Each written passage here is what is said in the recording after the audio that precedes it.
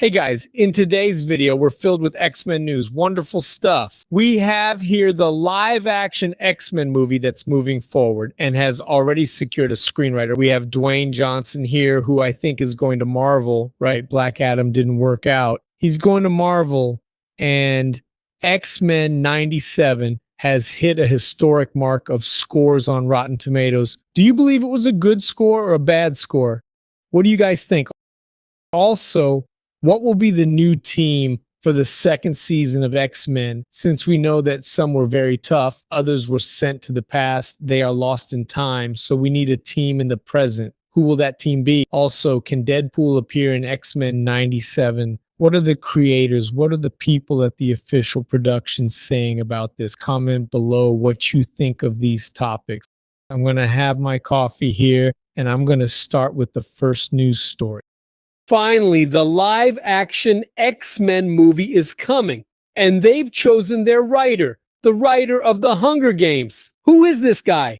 Well, The Hunger Games was that last one, right? That last Birds and Serpents that somewhat split the fan base. Some loved it, some hated it. I personally enjoyed it a lot. I found it very interesting. I'm not saying it's better than the others, all right? I'm just saying it was a good prequel, right? The story happens before the main story where we see Snow's development, right? He's the guy who will later on be the one in charge of the Hunger Games. It ended with an ending where we started to like the guy. He has these villainous bonds. I liked it. Comment below if you also liked it. This is the guy, Michael Leslie, who also did it. Let's see here, Assassin's Creed. Remember, he's the writer, not the director. Well, it's the one with Fassbender, right? Who is also Magneto, right? We're talking about X-Men, Magneto, all that stuff. But in the end, it wasn't a good movie. I didn't like it. Comment below if you did. Also, Hamlet and, well, Macbeth, Ambition. He's a writer that I think Kevin Feige likes, right? He's the guy he can control. He can keep him on a leash, right? Because if you bring in Christopher Nolan, for instance, he's all control, right? Anyway, it seems the X-Men are getting increasingly close to being reborn in the MCU because they've already been reborn, right? But they were reborn in X-Men 97 anyway, right? Remembering, why is this movie speeding up? Because the rumors said X-Men would only happen after Secret Wars, after the big reboot, right? But with the success of X-Men 97, Marvel wants to capitalize like back then with the 90s series that catapulted the X-Men movie, the first one, X-Men 1. So now X-Men 97 is going to catapult this movie. Marvel Studios is progressing with a new X-Men movie with the writer, right? Michael Leslie, no director has been hired for the cast, and Kevin Feige is going to produce as always, right? According to the new report from Deadline, there have been meetings with other directors, other filmmakers, other proposals, but Leslie was called there to take over this position last week. The question is, right, what story are they going to adapt, right? Because it has to be some story where it fits in Secret Wars. In my opinion, just as nobody knew where the Fantastic Four was, so nobody knew where the X-Men was. And what's the excuse? Another universe, right? Since we are in the saga of the multiverse, so Fantastic Four is going to be in a universe, and for some reason, maybe they're the incursions, the world, the universe of the Fantastic Four is going to be destroyed. They're going to come here to the main universe. The X-Men are also in another universe. Which universe do I bet on? I bet that in that universe, the Beast showed up in the Marvels. Why? Because he mentions Xavier, right? He says, hey, I'm going to check here and I'll send the results to Charles, right? So in that universe, Xavier is alive, unlike the universe over there in Doctor Strange 2's Multiverse of Madness. But we know that the Scarlet Witch killed him, broke the old man's neck, right? But comment below, are you excited about the X-Men movie? Do you think it should come before Secret Wars or after? Also, what will the story be? Comment below. Dwayne Johnson, The Rock, is heading to Marvel and has already been cast in an X-Men movie. Who is Dwayne Johnson going to be? Who will he be? Well, we're familiar with the whole Black Adam story. It didn't do well at the box office. Dwayne Johnson wanted to change DC's hierarchy of power. It didn't work out. The ones who took over and are changing the hierarchy of power are James Gunn and Peter Safran. So what happened? Dwayne Johnson's plan with Superman to fight Shazam, and then Superman failed, so he's going to Marvel. But which character will he play in X-Men? He's not going to just join any franchise, right? He's going to join the franchise of the moment, the one that's on top. Dwayne Johnson has yet to make his Marvel Cinematic Universe debut. Maybe the actor can finally make it as a supervillain. We know Dwayne Johnson always has that good guy face, that happy face, that little smile. But there were scenes in Black Adam where he was really mad. So which X-Men villain is he going to play? It's going to be Apocalypse. It fits perfectly. Why? Because at the end of X-Men 97, spoiler alert, what showed up? Part of the X-Men went to the future and part went to the past. And in the past, who did they meet? The young Apocalypse. But before he becomes Apocalypse, look at this craziness. Oh, it's already here. Let's analyze it. The artwork was shared by Mike Posters on Instagram. It features Johnson transformed into Apocalypse along with the skull of Cyclops. And the slogan, "Only the strong will survive." Look at this crazy picture. He's looking like Mr. Freeze, also on Schwarzenegger. What do you guys think about that? I remembered now, but oh, it's really cool. We know he's already been interpreted, right? If you consider Apocalypse here in the X-Men live action, we had Apocalypse already, right? But he looked like a Power Rangers character, right? That was Oscar Isaac, right? It's a lot like Power Rangers, isn't it? Although he is, for sure, a more versatile actor, right? An actor with better skills, right? But in body, in appearance, Dwayne Johnson definitely makes an excellent Apocalypse. What do you guys think? What do you guys think? Remembering that Wayne Sabanur, which was the name I wanted to remember, is the young Apocalypse who appeared at the end of X-Men 97. And then, do you think it's a good role for Dwayne Johnson to play in Marvel? Does he look like Apocalypse? Comment below, I want to know. X-Men 97 reaches historic approval ratings from critics and the public on Rotten Tomatoes. Well, for those who don't know what Rotten Tomatoes is, it's basically a portal where critics and the public go there and give their score. And it's widely accepted. Many people use it, so it's a badge of quality, both positive and negative when it gets the Rotten Tomato. Let's react to the news, and then I'll explain why all this happened. X-Men 97 has just hit a historic mark on Rotten Tomatoes. The Disney Plus animation has become the highest rated project in Marvel Studios history, including both movies and series. So, for example, it surpassed Infinity War, Avengers Infinity War, it overtook Avengers Endgame, overtook Iron Man, surpassed everything with an impressive approval rate of 100%. 100% of 73 reviews from specialized critics, and 95% approval from the public, like 100%. Just imagine, 73 critics watched it, and all 73 said it's 100% allegory, 100% fantasy, 100% fear, 100% harmony. You know what I'm saying? It's like a samba school. So, man, those guys gave 100% in everything. This has never happened. And the audience, damn, for God's sake, it must be. Only here, it didn't score 100% because DC Nauta went there, Batman fans went there. You know how upset they are that DC's animations aren't doing well. And I love DC, okay. In fact, DC produces the best animations. But let's face it, the X-Men nailed it. Ended last week, the series recorded 3.5 million views in the first few days. The success was so huge that the second season, which will use a major part of the story planned by showrunner Bill DeMaio, was let go. For God's sake, Kevin Feige, hire the guy to maintain the winning team. Don't change anything. It was Bill DeMaio who planned it. He was the one who came up with the idea for the first season. He already planned the second season is ready, and they've mentioned there'll likely be 5 seasons, so the quality won't decline with the second, but starting from the third, if they don't hire the guy back, then I can't say for sure.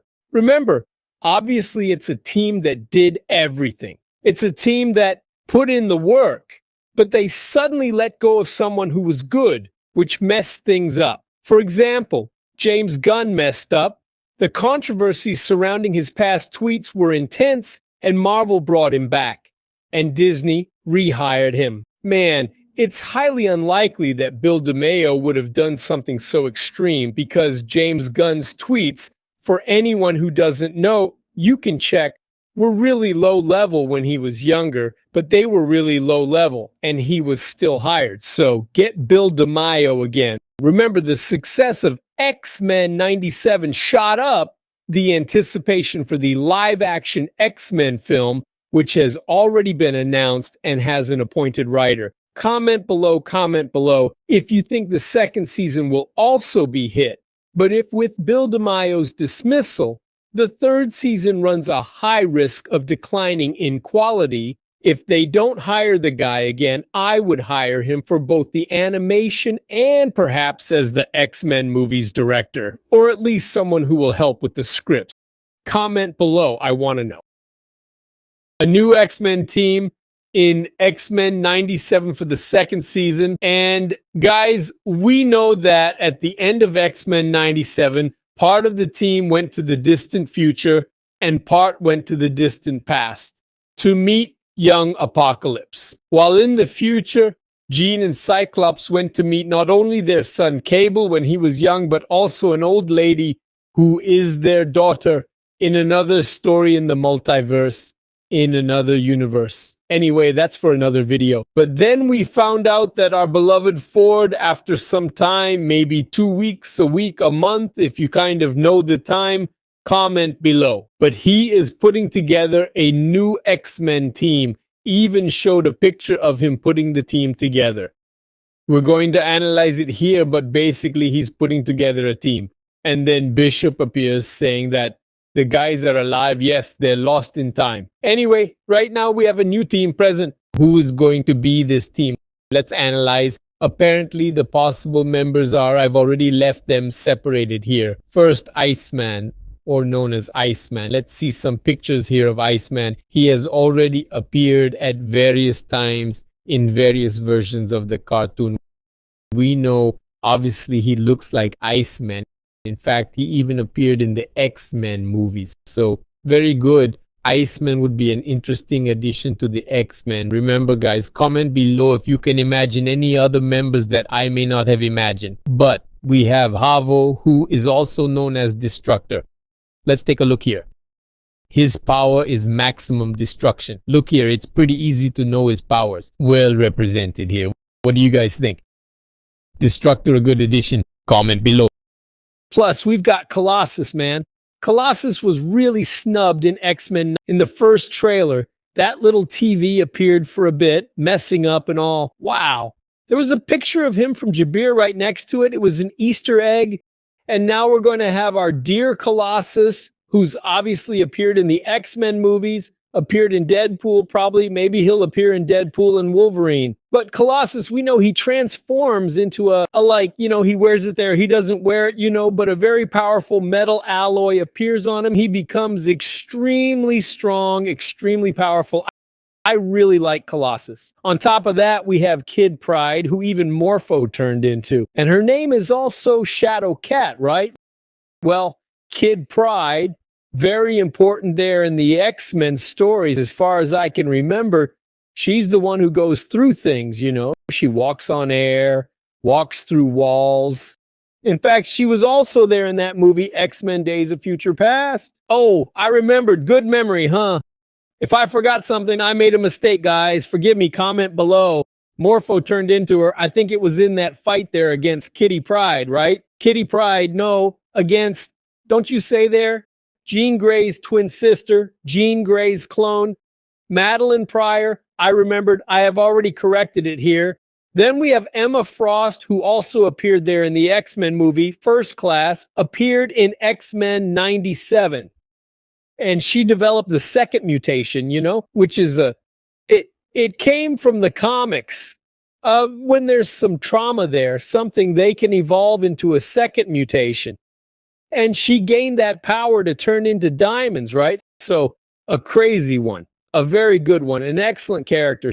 She already had a little affair with Cyclops, right? Who hasn't, right? Then we have Magic, a very good, incredible character. She appeared in that very crappy movie back in the It's Up to Here. Oh, the New Mutants anyway. And him too, Morpho, our beloved Morpho, the Easter eggs champion over there, transformed into Magic. He's an excellent character, a fantastic character as well, and super powerful, a nice addition there. Then we have Exodus. Exodus, man, he's not as popular as Colossus, for example. I even checked here to avoid any mistake. He possesses telepathy, telekinesis, teleportation, durability. What I found intriguing about this rumor is that he's partially a villain. So how will he come into play? Although Magneto did join the X-Men, sometimes these things happen. The villain appears, hangs around a bit, then joins the X-Men, then leaves. Anyway, and we have Dust, which is the powder. That basically is what he does. He has the power to transform his body into a dust cloud. It reminds me of super twins, right? I'm going to turn into water. Anyway, the visual aspect is going to be really interesting, but what's your X-Men team for the second season? Comment below, I want to hear. After all, could Deadpool end up appearing in X-Men 97 Season 2? This is where the controversy lies. Let's talk about it. Let's discuss it here. Should we show it? But let me know in the comments below if you want to see Deadpool. Remember, back in the classic series, in the early seasons, in those 5 seasons of X-Men in the 90s, Deadpool appeared. So is it possible? It is possible. But there are controversial explanations here. Let's address them. Although X-Men 97 includes cameos from other major Marvel characters, Deadpool was nowhere to be seen, right? There was Captain America, dude, and there was Spider-Man from the 90s. That's going to win the series. Tell me if you want a Spider-Man 98 series, right? Because X-Men went all the way to 97, right? That's why it's 97. And Spider-Man went all the way to 98. So Spider-Man 98 showed up as Spider-Man and as Peter Parker. But anyway, getting back on track. The ex-showrunner suggested that Deadpool didn't appear because the character wasn't allowed to be used in the animated series. But apparently it's more subtle than that. I mean, Bill DeMaio, who's the guy who got fired, who we want back, who we don't understand why, they say he has an OnlyFans account where he takes some spicy photos. The truth is, no one knows. No one really knows, right? But he's very active on social media, and he said it, right? He announced that there was a clear ban that X-Men 97 could not include Deadpool, perhaps because there's going to be a Deadpool and Wolverine movie, and they didn't want to confuse things. Because if Deadpool appeared in the first season, people would automatically think that since Wolverine's there, Deadpool is too. So they're the same as in the movie, right? Because the movie, whether you like it or not, it's part of the multiverse saga. And the fact is, they didn't want to confuse the audience because X-Men 97 is simply X-Men 97. It comes before, right? End of story. It's not another universe that's going to connect with the MCU, no. So they didn't want to create confusion. Recently, Ryan Reynolds told folks, don't take this film seriously. We're going to make fun of everyone, but he's not going to be the crucially important element for the multiverse saga, right? He might be teasing us, but I truly believe it's to manage expectations. Anyhow, Bill Delmare mentioned that Deadpool was off limits. Now, in a new interview with Screen Rant, this was clarified by the head of TV streaming and animation, right? TV streaming and animation, that's Brad Underbaum. Underbaum highlighted that this will only happen if there's a very compelling reason for it. That is to say, it's allowed, but there needs to be a reason. Open quote, I'm not sure if it was a hard and fast rule that we won't be able to use Deadpool. In other words, he already rebuffed Bill Delmare, said Underbaum, moving on. We would need an incredibly compelling reason to bring in Deadpool, because we're also developing features simultaneously. So unless it was something that really was a creative and undeniable idea, it seemed, why would we do that? So in theory, he said it like this. No, it's not that there was a ban. You'd have to have a real good idea to throw a character in there, right? Comment down below, was it some lying little explanation from Bill Delmare? Or is Brad Underbaum the one who's lying? Who do you think is right? If you want Deadpool to appear, do you think it's not going to cause confusion in the general public? Comment down below. I want to know. And remember, subscribe to the channel, hit the like button. I'm here 2, 3, 4, sometimes 5 times a day, cheering you up, getting you excited, updating you. This channel is only going to grow with your help. And as it grows with your likes, with your subscriptions, with your comments, with your shares, I'm going to return it with more quality videos for you. Okay, that's it. I'll see you guys in the next video. See you later. Subtitles by the community, amara.org, subtitles by the community, amara.org.